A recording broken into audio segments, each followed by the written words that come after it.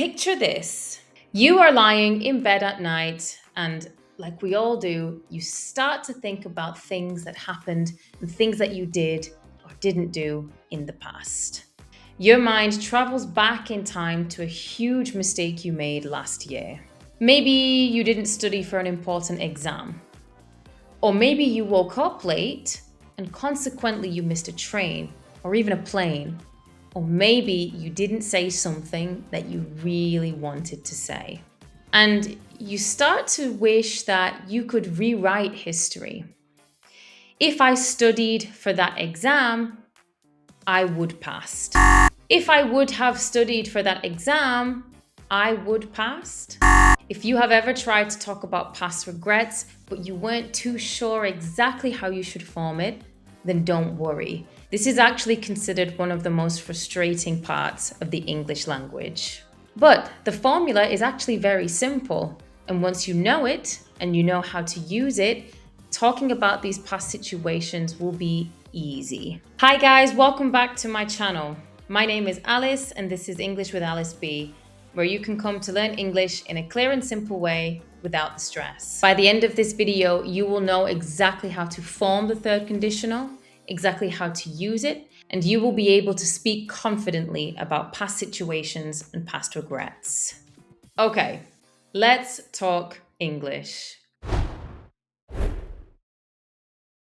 Welcome to part 3 of our conditional series. Today we are talking about the third conditional. In parts 1 and 2 of this series, I talked about the first and the second conditional, the tenses that we use to talk about future plans or hypothetical situations. You can find the links to those videos in the description below. Today we are talking about the third conditional, the grammar of regret and alternative histories. So, as always, let's begin with the why. Why do we use the third conditional? We use it to talk about past situations that did not happen. This is an important part of it. What we are talking about did not actually happen.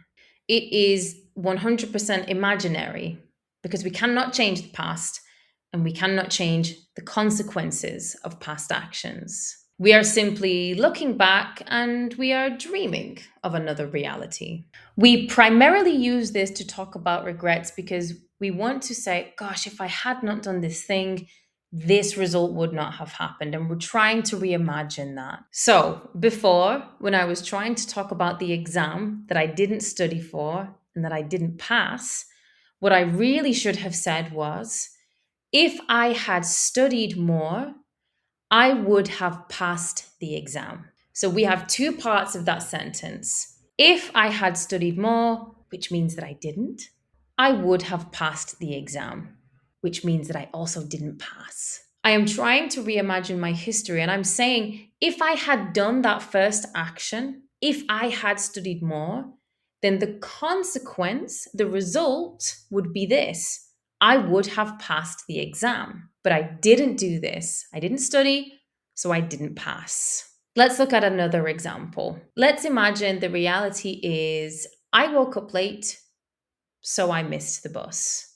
If I had woken up early, I wouldn't have missed the bus. So you can see past action and its result. So, as well as using this to talk about past regrets, we can also use it to talk about relief and celebration. When those stories in our lives actually ended up in a good thing, they resulted in a good thing happening. For example, if I had never gone into that bar that night, I wouldn't have met my future husband.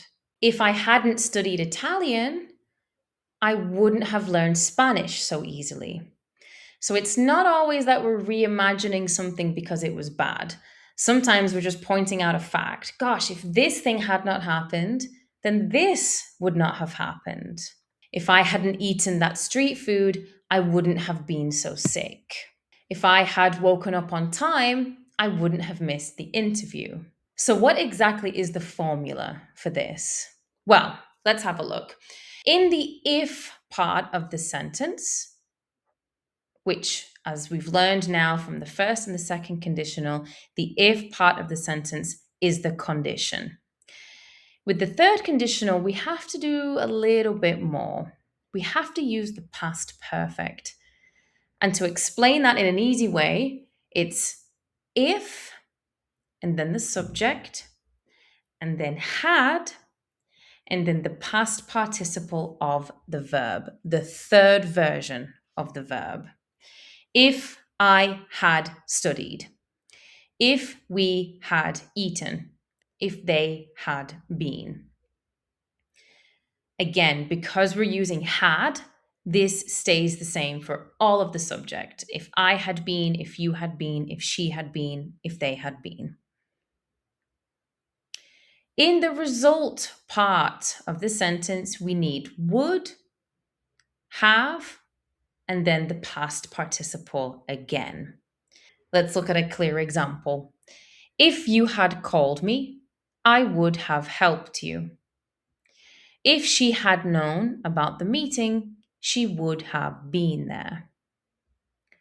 And as always, you can make both parts of this sentence negative, both parts positive, one part negative, one part positive. It depends exactly what you're trying to say. If I had known about the meeting, I wouldn't have been late. If I had not woken up early, I would have missed the train. So, what happens if the principal verb that I want to use is to have? For example, I want to say something like, I didn't have a coffee this morning and I felt tired. How can I reimagine this in the third conditional? Well, we know that I have to use if I had. But now the principal verb that I want to use is have. Can I say, if I had had a coffee this morning, I wouldn't have felt so tired? It sounds strange, doesn't it? But yes, absolutely, you can say had had. If the principal verb that you want to use is to have, it still has to go through the same rules. It still has to follow the past perfect. If I had had a coffee this morning, I wouldn't have felt so tired. If I had not had a good night's sleep, I would have felt worse. So it can sound a little bit strange and it might sound a little bit unnatural, but believe me, had is perfectly fine. Just like with the first and the second conditional, we don't always have to use would in the result part of the sentence. Would sounds very confident and as if you're sure what the consequence would have been, but we might not know.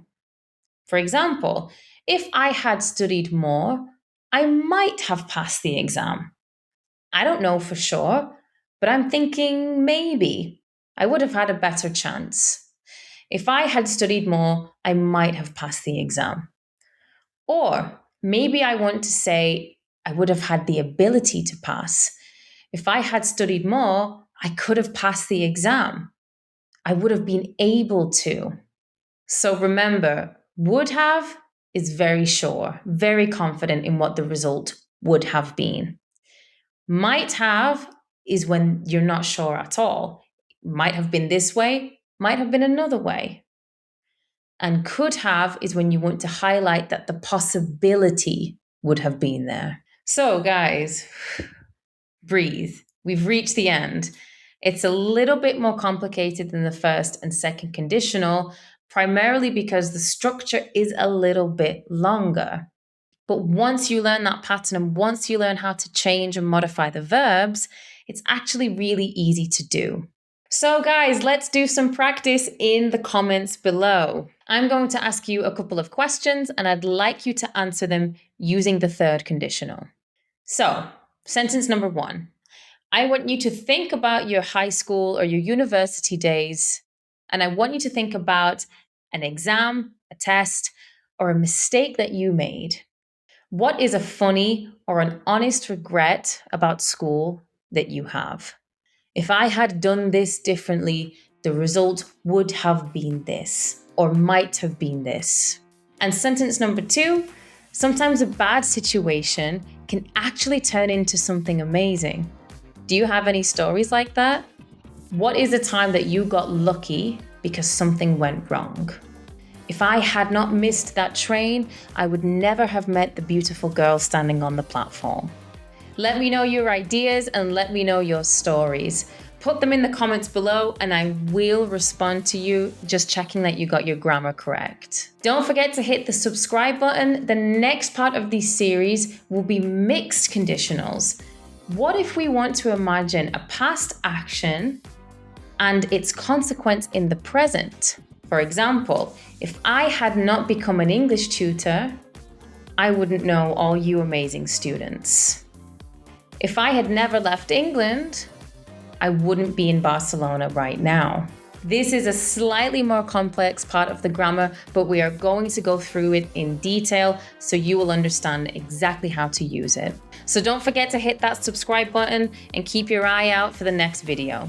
Thank you so much for studying with me today, and I will see you next time. Bye.